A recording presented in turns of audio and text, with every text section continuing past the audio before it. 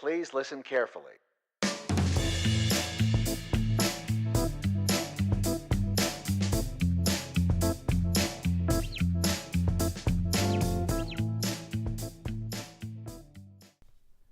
Welcome to the Retail Conversations podcast. This is Morten Max. A brief housekeeping before I bring you today's guest. The Banana Paradise project has finally been launched, as mentioned on a previous episode. Even though we don't market our activities in any traditional or guide-step way, I would say, I am personally very pleased that the project has seen the light of day. And with the first book in its series now launched, I'm very keen on finding out where this project will take us. Just a quick heads up on that side, you can find the free book online at bananaparadise.org, where you can also help us decide what competence or topic the next book should be about. So please give us your vote on that one. Also, in terms of the Retail Conversations podcast itself, please do send us any inputs or feedback that you might have, and we will be more than glad to take that into account. You can always contact us at retailconversations@maxretail.dk. Today I am speaking with Nick Shackleton-Jones. Nick is a well-acclaimed learning and performance innovator with many years to his belt. He currently focuses his work and contribution at the PA Consulting Group, which is seated in London. And here he is heading up the learning and performance innovation team that helps companies innovate their approach to learning. For me, this really worked well as a conversation. And at the same time, this episode was also the toughest and most challenging one to edit in the post-production. I don't think you will notice it a lot though, but just a funny bonus info. That when working with podcast, you need to be ready to allocate and dedicate time for it. Which of course makes sense when you have a great purpose. We cover many different topics in our conversations, as I tend to do with the people I have on this podcast. And we use a lot of time talking about different terminologies and angles that Nick focuses on in his daily work. Nick strikes me as a very intelligent and sharp learning and performance professional, whom I will continue to follow in the future to stay sharp in the realm of growing people and making people care. So please enjoy Nick Shackleton-Jones.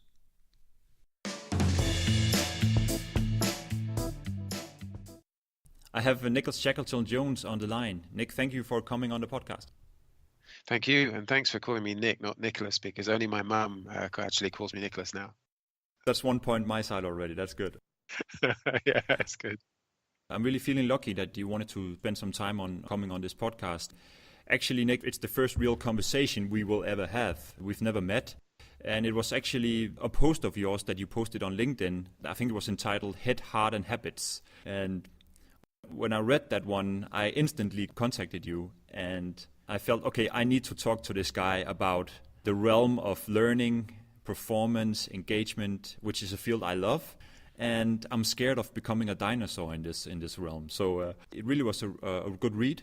And it challenged not only the mission I have in retail in terms of growing people, but it also in some ways challenged my own mindset and understanding of training. So that made me extremely curious to have a conversation with you. And on top of that, I will also say, Nick, that I'm also very keen on finding new thought leaders that I can continuously will give me inspiration in terms of growing myself. So thank you for giving me that curiosity. And then on the flip side, I also read your LinkedIn profile. And after reading your profile text that is like one sentence long, it kind of like made me feel, okay, I need to rethink my own. Maybe? Yeah, like I think it was something like the chap who thinks he understands how people learn, but he might die before people understand. But just to warm up, Nick, before we start digging into your expertise and stuff, give us a little bit of an insight into your background and what you're doing and your passion and such. Sure. So I actually started out as a psychology lecturer. My background was in philosophy and psychology. So my first job, I was just a young man standing in front of people of all ages teaching psychology. And so I spent 5 years doing that and published some textbooks along the way. And then I moved into a kind of a small startup consulting company, and then from Siemens Communications, where I was heading up sort of learning innovation and multimedia. And then the BBC, I did that for 5 years, similar role. And then BP, 5 years of doing really wild and crazy stuff. The BBC, interestingly, had lots of creative ideas, but not very much money. BP had lots of money, not so much the creative ideas, but it gave us a chance to take all of these creative things that we dreamed of doing at the BBC and apply them kind of in practice at BP. And actually central to that learning was the idea of putting the audience at the heart of what you do. The BBC used to talk about it a lot, not always do it, but the central theme is that you can't design good programs if you haven't really engaged and understood your audience. So at BP, we started to experiment with audience-centered learning design. And I would argue we were the first people to kind of really do that. And we developed tools and techniques and we applied them and we got very different results. And lots of people wanted to talk to us about what we were doing at BP because it was radically different and very successful in some cases. And that led us naturally into my current role, which is I work in PA consulting. It's kind of management consultancy. We differentiate ourselves, I think, in the market. We do a lot of innovation work. And my role is to head up the learning innovation team. So that's what I do, talking to different organizations about how they can modernize what we're doing in learning. So specifically, what do you do when you work in the PA consultant group at the moment? Good question. It will range. We do kind of two big types of thing. Well, it's a little hard to explain. Perhaps I should I should give you an example. So we find organizations are trying to transform. Some might want to be more innovative. Some are looking at a very different kind of leadership mentality or culture or whatever. They've sort of realized that training isn't doing that. And so we craft experiences, simulator for any kind of job, where we model what are the key challenges that somebody would face in this new world, in this new way of being and operating. We put them through it. It's this kind of safe space to fail idea. So we create these simulated environments or these situations which feel very real. And this is what we call experience design. And it's a very radically different thing to kind of do. But a lot of our work is around performance support. So the other side is people, they just want performance. A lot of organizations want to improve performance or they want people to be up to speed quicker. And so we build useful stuff, which help people do their jobs.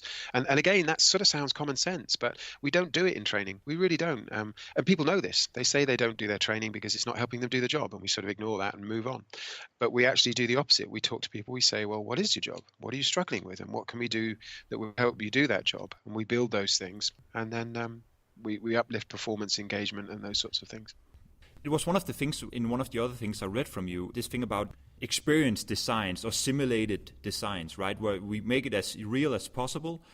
Just digging into that one, where do you see we're struggling? I know you're not a retailer per se, but in terms of learning and development, where do we struggle here that, as you see it? Sure. I think that's a kind of central question. I think we struggle for the reason. There's some dirty secret about training and development, which is usually behind the conversation, which is that the promise of training and development is that you'll get a better performance or better engagement, whether that's in retail or kind of other or customer service or whatever. You will get this better performance if training pushes content to people and they have this content in their head. So boiling it down to this very simple level, this is all that training does. It develops courses. It might be a classroom course, it might be an e-learning course, it might be a micro-learning course, but the promise to the business is somehow people will do this course. I'm not talking about compliance, that's a different agenda, but somehow their performance or engagement will be shifted. And that's never worked. It just simply never worked. And so the history of training and development is this history of this long list of excuses about why we're not seeing an investment, why we're not seeing embedding back into the workplace, why we're not seeing, behavior change. And the reason for that is people just don't work like that. They don't operate by kind of holding information in their head and they use that information to direct their behavior. People work differently. So there's two sorts of things you can do to really, two or possibly three, to really influence their behavior. If you look back on your own learning, there will have been impactful experiences. Might have been, in the case of oil and gas, might be a kind of a safety incident which you experienced firsthand or somebody told you about. And these can really change the way that you kind of think and feel about what's important. And then the other thing, so that's experience design. And then the other really big thing you can do is that people, by and large, are figuring things out as they go. You start a new job, join a new organization, or you shift roles, and there's a period of time, typically at that transition, where you're just trying to figure out how to get things done and not screw up and not look stupid. And you will use whatever resources are available. And often organizations are so bad that people will Google things. People are Googling things on the job at work, and they're not getting the answer. So they turn to the guy or the lady sitting next to them and say, what do I do here? And that's our opportunity, to provide people with the resources that they need at those points of need to do their job. And if you can do that and do them in a really simple, straightforward way, 1 page, 20 seconds of this, whatever, then you can change people's performance just by giving them helpful stuff, really. It's kind of interesting. I don't know how you would analyze this, but my experience actually making and starting to create this podcast here has also been a fail fast, trial and error, learning as we go. When I need the information, I Google it, I look at the guides, I try to be inspired or decide, okay, based on what I'm reading here, what makes sense to me. Just understanding the Audacity functions is also just another aspect of trying to make the sound work better. When I made a Skype conversation recording with my computer microphone, So yeah, that's what you're talking about here, right? That when I need it, in the point of need, I will find the resources.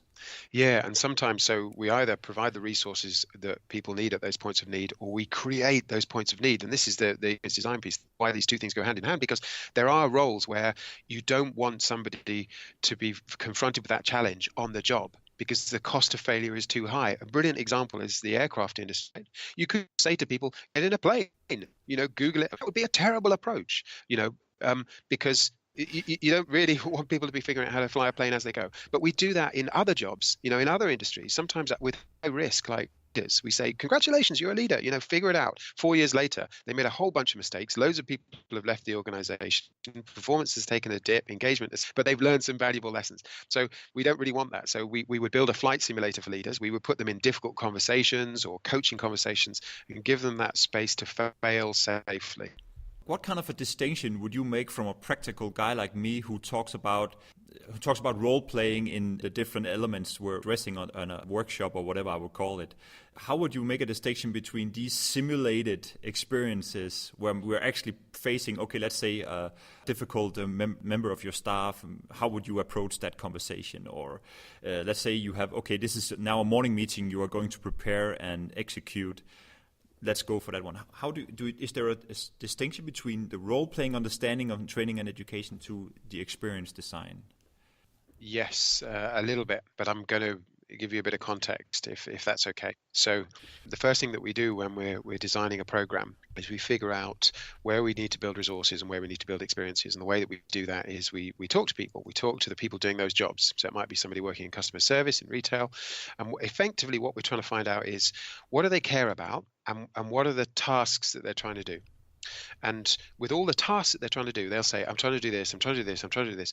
You can build resources because we know they care about this. But quite often what you'll find is they don't care. They maybe don't care enough about the customer or customer service or customer experience.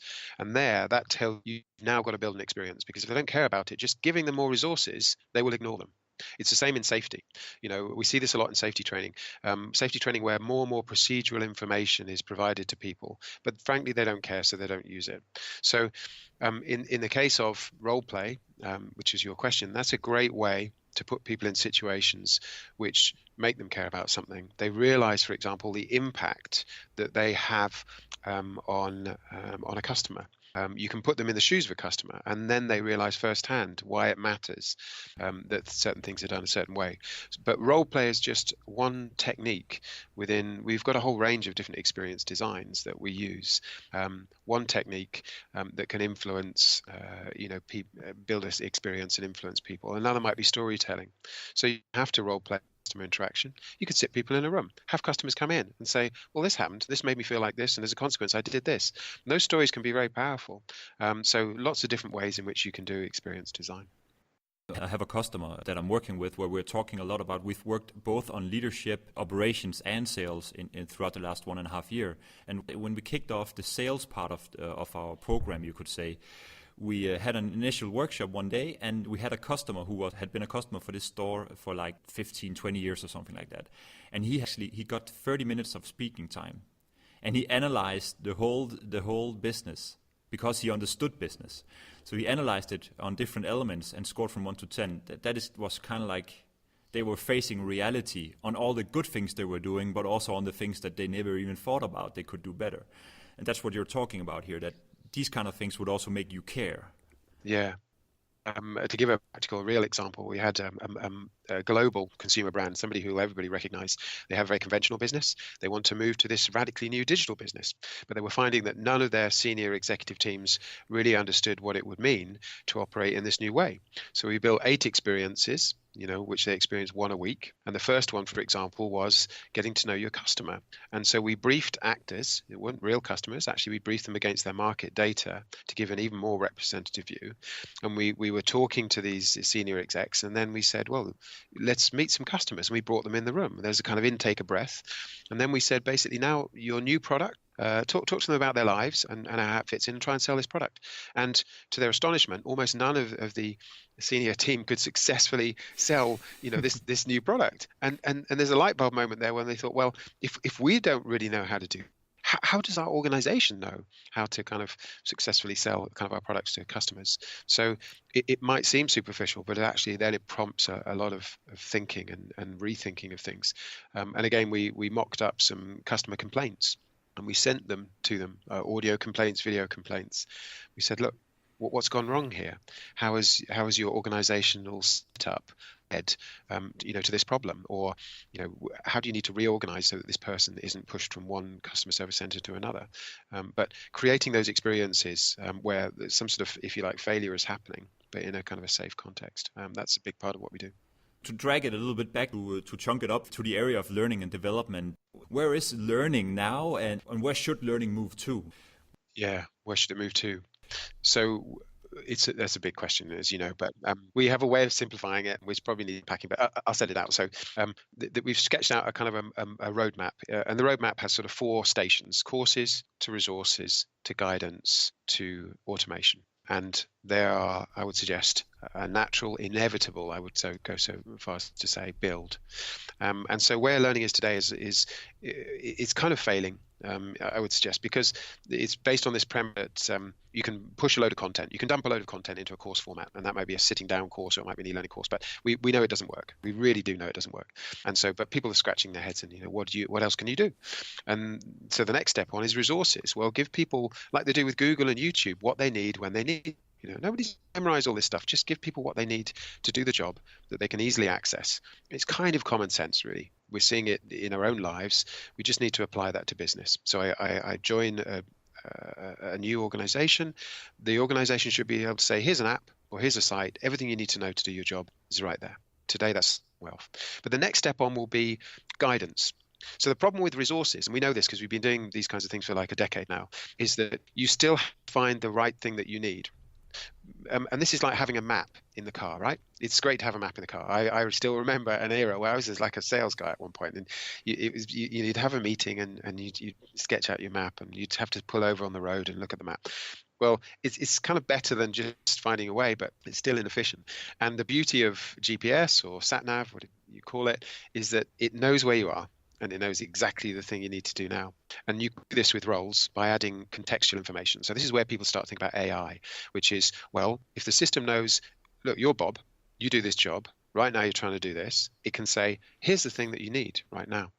And the beauty of SatNav is you only ever follow one instruction at one time. That's the amazing thing about it. And yet you can do these very complex things.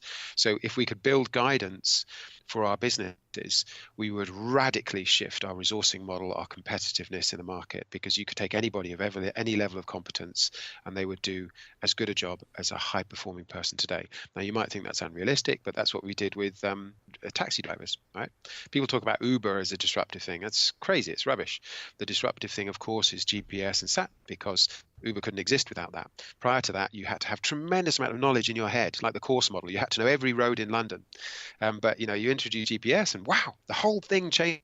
All of a sudden, anybody who can drive a car can be a taxi driver. And we can do this with jobs, any job. We can say, let's build a guidance system, and then anybody can do that job very effectively. And then the next step on is, once you've codified doing a job effectively, you're only a short step from automation, because then you've just got a physical actor in the way. You've just got a body. carrying out those instructions. So it's quite a natural progression. So at the moment, most organizations are struggling with this first step from courses to resources, but we're already kind of thinking and pushing on to the next, which is from resources to guidance. Let me put my own concept in the pile here.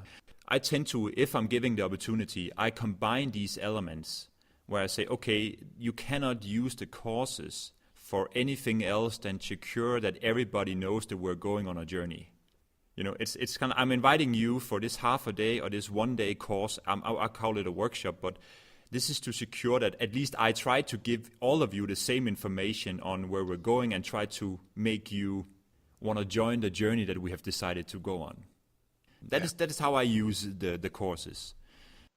And I like that formulation very much because for me, the output of a course or an event should be that somebody cares more about something at the end than they did.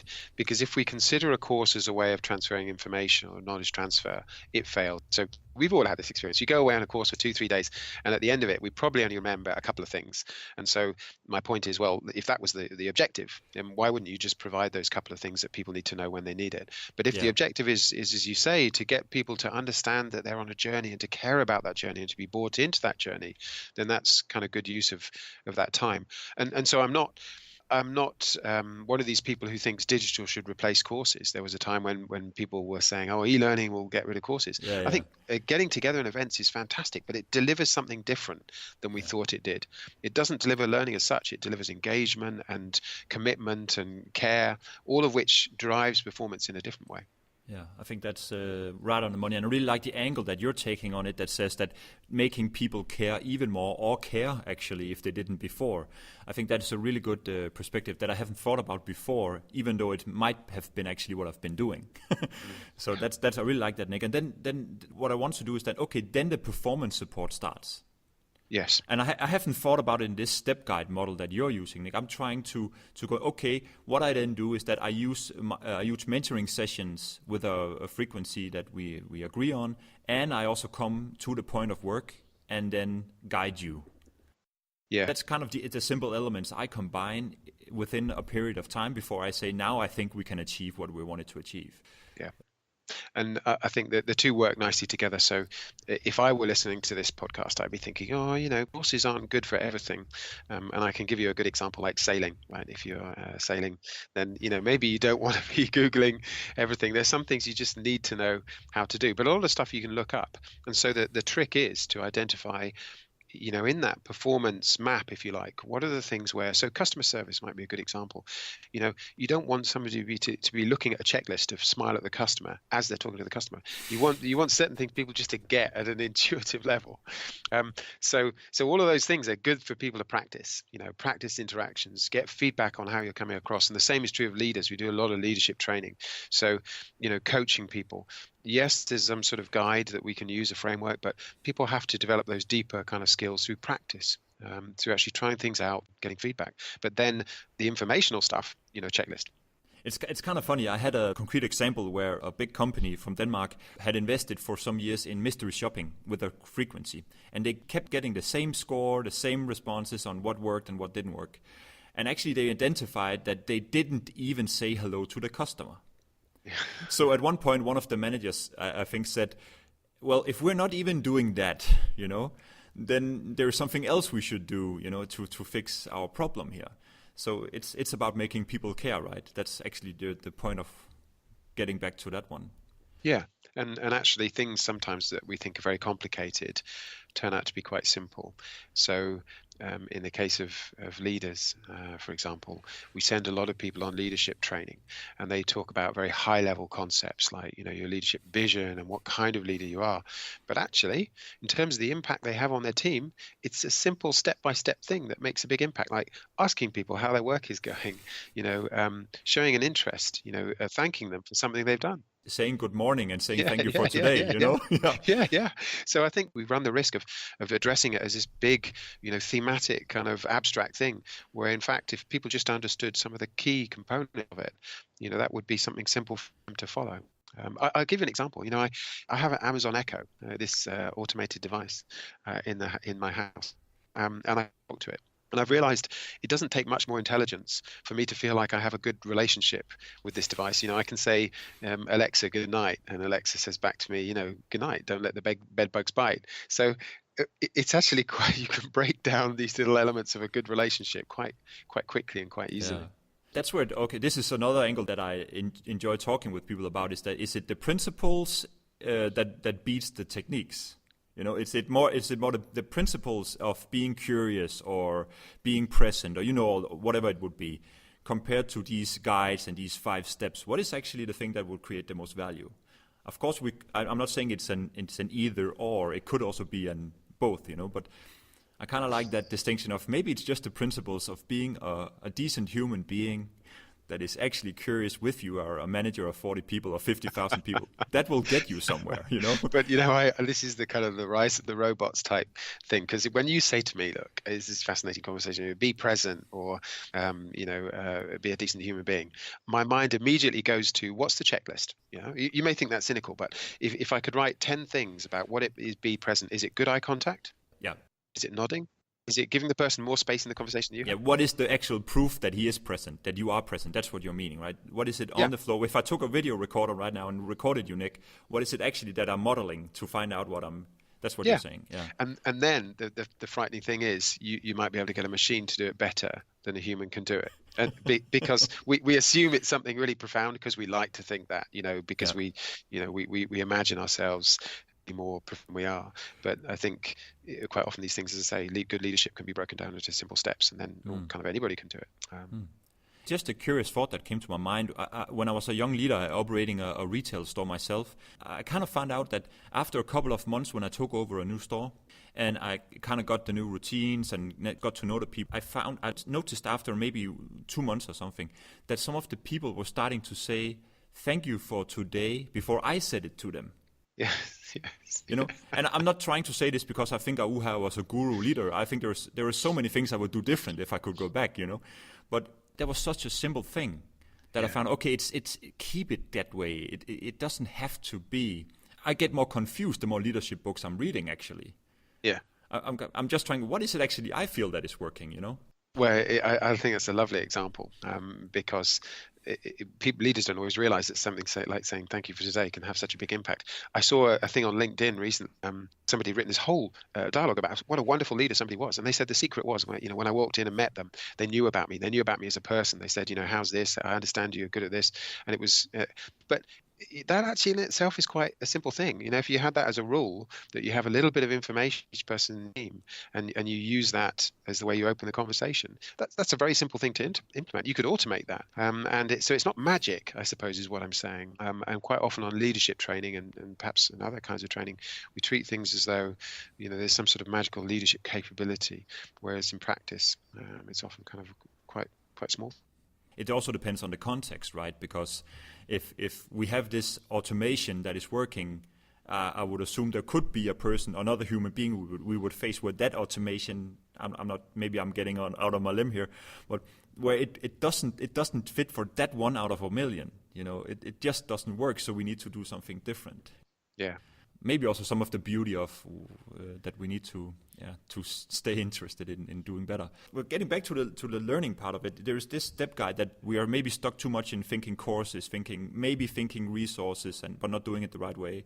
I read another thing that you reposted recently about this micro learning, maybe the next bad idea, and I kind of like personally, maybe I have taken that idea in a little bit to say I only want to focus on one thing, Yeah.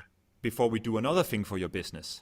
Yeah. But can you deconstruct your thoughts on that? Sure, I'll have a go at it. So, microlearning is a terrible thing, and it's it really is. And I try and explain why. I think it has some sort of intuitive appeal, which is popular, and why, no doubt, it will continue to attract investment and people will buy it, because people kind of think, well, look, this is the direction things are going, right? Small bits for everything. But then what they wonder is, well, we put some micro learning on our LMS, but people aren't using it like they use Google, and they scratch their heads, and because they're bamboozled by the format, they think, well, that's short and that's short. So, but what they've missed is that the stuff on Google is actually useful. The reason you go to Google for the stuff is it helps you do your job. And the reason why micro learning is bad is because it doesn't help you do your job. And why is that? Because you didn't talk to your audience. And so superficially, it looks like a good idea. It's actually a terrible idea. And let me kind of explain a little bit more about why that is. So we use resources because they help us not to learn. So there's a big difference between resources and micro-learning. And the example I often use is map of the underground, right? So I show people a map of the underground. And I say, is it micro-learning? People, it's a laughable question. Of course, map of the underground, the subway, is micro-learning, but yet it helps me to perform. I use it several times a week, but I'm not quickly looking at it, trying to kind of memorize all this information. So resources are very different things. They help you get the job done that you're trying to do in as efficient a way as possible. And often that's by sidestepping learning. It's by cutting it out. So I'll give you a very practical example of where we applied this. So we had this guy, and I tell this story on the blog, who was an expert in, actually it was sand management. He was an expert in sand management, and he was leaving the organization, and he's taking 30 years of expertise out of the organization when he goes. And so in the way organizations often do, in his remaining months, they're kind of physically flying him to different locations and having people come doing this 8-hour lecture about sand management. And they come to us and they say, what can you do to kind of retain this knowledge? And then when we talk to him, I think what he thought was we would film his 8-hour lecture on sand management, maybe this 8-hour film somewhere so that people can watch it on a mobile device. And that would be a terrible idea. And we would get terrible views of that 8 hours. Nobody would ever watch it, right? We see this all the time. And then you could say, oh, let's make it micro learning. Let's chop it down into small chunks. And the point is that would still be a really bad idea because it's not about the format. The format is superficial. The real question is this going to help me? So what we did instead was we took all of the people who come to his lectures and we said, what are the problems you face? What questions would you like to ask him? Where would you like advice? And we put those 100 questions to hands, and then we get little 5-minute responses. That is a resource. It's something that in that situation, you can look it up. He gives him advice and you can use it. And so micro-learning is a natural progression of a terrible mistake, which is we had lectures, 2-day, 3-day lectures. They didn't really work. And so we compressed those into 40-minute e-learning modules. They didn't really work either. And now we're going to chop them into 5-minute videos. And those are not going to work either. And people will still be scratching their heads. And the secret is, it's not about how long it is. It's about whether or not it's designed to help me with the problems that I have. And if you're just pushing content out, that's almost always not the case. I had Gary Wise on a former podcast where we talked about his performance paradigm and said that sometimes maybe it's not learning, maybe it's not content we're needing here. So I'm not trying to talk against what we're doing, Nick, but I think he has a really good point that if we talk to the audience, the people at the point of work, and they tell us we just need somebody to come and help us, if that's really what they're needing, that's the resource we need to allocate for them. I'm absolutely agreeing. Actually, I think that the mistake has been to assume that learning, is the solution to performance challenges. I often open my conversations quite provocatively by talking about learning elimination. And I say to people, look, our job is learning elimination, right? Look at computers. I don't know, Morten, you look like quite a young man, but I remember computers where you come with a manual and you'd have to learn all the commands and now you get an iPad, right? And learning has been eliminated. It's simple as that. You don't have to learn a whole bunch of stuff. It hasn't been chopped up into small pieces. You don't, learn an iPad and learn how to use Microsoft Basic in small chunks. It's just been eliminated. And we need to do this with roles in our business. We need to make them doable by anybody by eliminating the need to actually learn how to do things. And so our agenda now really is learning elimination. So people can use resources or, as you say, somebody to help them, but the performance is being uplifted. We're not just trying to push content into people's heads. Linked to this, I'm getting curious to talk about, there's something also I read from you where you talk about this erased learning, talk about useful stuff instead. Yeah. Name it useful stuff maybe. Yeah. Well, we did. We developed a leadership portal and we did this in this radically different way, which is normally the way you develop learning content is you go to all the experts and HR, and you say, what do our leaders need to know? And you build this capability model, and then you get all the topics, and then you push all the topics, you call it a curriculum, you push it into a course, whether that's e-learning or face-to-face, and it fails horribly. And by that, what I mean is you don't achieve any double ROI, and the performance doesn't change, and embedding doesn't happen, and you kind of move swiftly on to the next project. This has been happening for decades. So we don't do that. Instead, what you do is you go to leaders, especially ones who've recently transitioned into that role, and you say, what are all the problems that you had? What are the things you found helpful? What did you find unhelpful? What were you really worried about? What mistakes did you make? And you build useful stuff to address problems. So we did that, and we built a portal with lots of useful stuff, checklists, guides, templates, short videos. And this was an organization with 25,000 leaders. And we advertised, we put up posters that said, useful stuff on your device for leaders, useful stuff on your device. Learning, we just erased it from the whole thing. No indication that this was learning at all, just useful stuff on your device. We had 20,000 leaders choose to use this content we built within the first 6 months out of a total population of 25. It wasn't mandatory. And so it was a radically different pattern of consumption that you get if you have actually listened to people and built stuff which helps them. So I mean it very literally. Your whole process needs to be oriented towards building useful stuff. Just for the moment, forget the learning. It may come into the equation, but just start with the premise that you're just trying to help people to do their jobs better, and then talk to them, and that gets a very different outcome. Well, I've been in different seats and different chairs in my career as well. I've tried to design 48 actions we wanted them to do to the customer, and we saw 5 of them. And I've also tried to go out and ask them what should we do, and then we defined 6, and still 2 of them were done, right? So you learn from all these experiences. It's very interesting. So if we're talking together, and we have a passion for this, and I know we could dig into millions of different areas where I would just be, okay, I need to do something even stronger than I'm doing today. What would your advice be to a learning and development organization?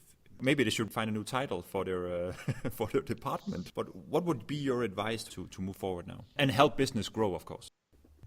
The difficulty is that the advice that I can give is kind of obvious in a sense, but because people are so driven by conventions, they find it hard to follow. So the advice that I always give is put the audience at the heart of your design process. And we say this, and I say this, and people nod, and people on this podcast will think, oh yeah, why wouldn't you do that?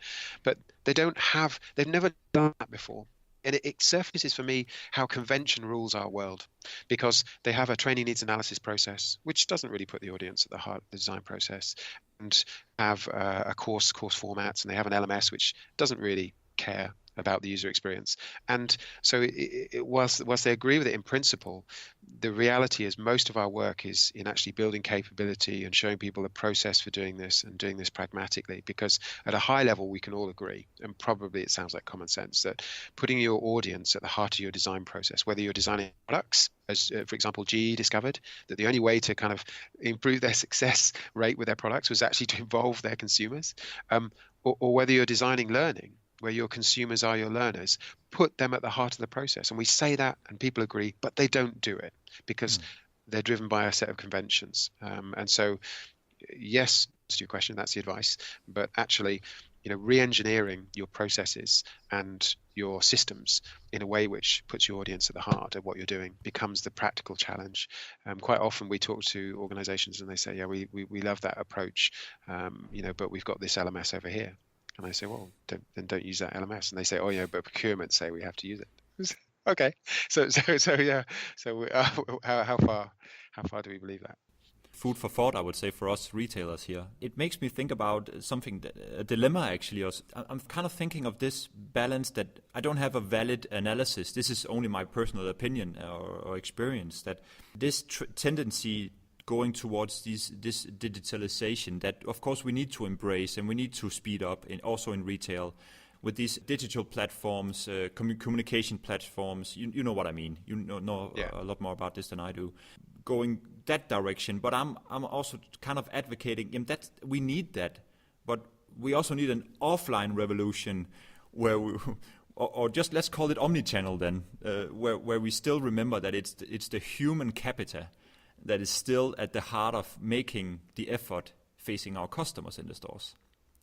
And we still need to know that even though we make a stroke of a pen decision to buy this wonderful app, which is wonderful, potentially. We still need to crack the code on how we make the people care, as you would say, or I typically would have used the word embrace it and integrate it into their daily work. I think there is a big gap here that we need to address. What is your take on that? Really good question. I was struck by an interview I heard on BBC with the CEO of a major pizza company, and they'd recorded extraordinarily good results, a 30% increase in profits. And he was asked by the interviewer, why is that? And he said, we just made it really easy for people to order pizza. It was a beautiful answer. His answer is basically UX, is that we had this app, we've just got a button and it remembers your last order, just makes it super easy. And we found that this is true when you're dealing with your internal customer, when you're dealing with your employees, if you like, is that we make it super tough for them. We put stuff on some system which is not their system. They like WhatsApp and Facebook or whatever. They have phones with them all the time where they're accessing stuff. But we say, you can't use your system. You have to use our system. And our system requires you to authenticate. It's really tough to use. And then you have to request permission to do something. And there's a set of hierarchies. And then the stuff itself is really hard to, like a picture with one line of text. It's like 20 pages of this. And so we just haven't thought about usability. And so I would challenge your point, which is that we have to get this buy-in and whatever. Quite often that is true, but quite often the bigger problem is we've just made it really difficult for people to do their jobs, and we wonder why they're not consuming our advice or our guidance and whatever, because it's a 20-page manual that nobody can ever find. And so that's not the way their life works outside of work, within work. So my answer is UX, user experience. It works with your customers, works with your internal employees. If you really focus on UX, you can achieve dramatic shifts in kind of their behavior and performance. But yeah, it's not about their buy-in often. We shouldn't be trying to if we're trying to force people to consume our learning content, it's probably because our learning content sucks. So if as a business you were trying to force pay people to consume your products or buy your product, wouldn't you stop and say, maybe there's a problem with the product? So now we've been talking and digging around learning and development and where we should take that. Where do you see the companies that are really at the front end and actually performing on a really high level here in terms of actually developing the business with their experiences and their resources they're making? That's a great question. I think that we've had the pleasure of working with companies who have, more of an appetite for innovation and experimenting and use of digital, for example. And they fall into a couple of different categories. Sometimes they're digital by nature. So they're small organizations they might be startups. So we talked to a startup who said, well, I don't think we need an LMS. We'll just use Slack. And that's working really well for them. So different thinking as a consequence of them being kind of smaller, less mature, kind of agile businesses. And then we see some big businesses who are under real pressure to transform. And there's something of a burning platform. And so there's an imperative to try something different and do something differently. But I think that the vast majority of businesses, they just have this kind of convention around learning, and there's a little bit of budget there, and nobody really watching whether or not it's impacting. And so it's just kind of carrying on like this. So there's this enormous body of organizations, I would say, the majority, who are moving so slowly with learning approach. And it's largely because the learning approach isn't doing anything, and it doesn't. So it's kind of like, well, so who cares? It makes me lastly think about that you said in one of the videos I saw that you presented that it's not about learning objectives, it's about performance objectives. Yeah. And that, of course, when you see something that you think you're doing yourself, you automatically say, hey, that's a brilliant idea. And I kind of like got reinforced in the way that I try to define with my clients, to say, okay, what is it we want to move in our business? Okay, based on these 5 things or 10 things you want to improve your business with, what is the thing that you want us to start with that you think can have the greatest impact on your business? And what is the proof that we have achieved it? And I think that really strikes a chord. And then we go back to, okay, what do we then need to talk to the audience about, you would say, in terms of supporting that process, right? Yes. The problem is that within a training context, the hidden assumption is often that sometimes, in training we do define performance objectives, and that's great. The problem is then immediately we spring to a training needs analysis, and the assumption which is hidden there is that somehow it's the learning that's going to drive a shift in performance. Now, in our real lives, it doesn't work like that at all. I'm trying to get something done, and I just look up an answer. I haven't gone on a course. I've just figured something out. And if we take it outside of that set of training conventions, imagine, the performance objective was, Nick, get this guy from one side of London to the other side of in this kind of time frame. That's the performance outcome. He doesn't know his way around. I'm not going to send him on a course. I'm not going to say, well, I think the answer to this is he needs to go on a 1 week course around navigating around London. I'm going to say, here, this is a map. You can use this. You can use this. You can do this performance. So often, if we're really clear about the performance we're trying to shift, learning, it might play a part in the answer, like with the sailing example, but more often than not, resources, performance support, opportunities to practice something perhaps are going to feature in how you uplift performance. Just give people the stuff they need as they need it. And that kind of fits into the 70, 20, 10 blended learning approach? Or? Yeah. We talk about sometimes integrating learning and work. And the key distinction is, look, is the thing that you've built, the solution, the useful stuff, it's something that somebody has to stop their job to do, in order to do. If it's an e-learning course, right, you've got to stop your job, do this 30-minute course. If it's a classroom course, stop your job. Or is it something that you can use as you're doing your job? Now, most of the things that I use in everyday life, Google, this, that, the other, as I'm moving around London or trying to figure out who I'm going to meet, they are integrated into the work that I'm doing. And that is what we aim to produce, stuff which doesn't require you to stop your job. So it's on the job. So lots of organizations have this mantra of 70-20-10, but they don't really know how to implement it. They understand that at a practical level, it has something to do with line managers and assignments and challenges. But the opportunity there is at a digital level, 70% learning on the job is what we're doing all the time, is figuring things out as we go. And that's the opportunity for them to say, here's a whole load of digital stuff or even physical stuff, which helps you to figure things out as you work. Nick, is there anything that we haven't touched upon within your realm of expertise and interest that we need to put on the table? And if we didn't, you wouldn't be able to sleep tonight. No, that's a nice question, but I just prefer the idea of a conversation. The idea, I'm going to come here to kind of push some set of messages. It's nice to have a conversation, because the interesting thing about conversations I find is different people take different things from them. So I make a mistake if I assume that I can say a bunch of stuff and then everybody will hear that and take it away. The reality is we have a conversation, different people take different things from it, and I prefer that more natural style. I really want to say thank you for taking the time to have this conversation with me. I would love to dig a lot more into, also you have the 5 DI steps, and there's a lot of things, and I would also like to talk about how do we make people care. I would like to talk about that as well. But here, before we end, after people have listened to this conversation, how do they best get in contact with you? That's a good question. I guess it might be nice if we do what we preach, which is iterative. So I guess this podcast will sit somewhere. My hope would be that wherever that somewhere is, there's some kind of comments and some opportunity for people to react. And then maybe you and I can kind of pick up on those reactions or comments or things that people would like to hear more about.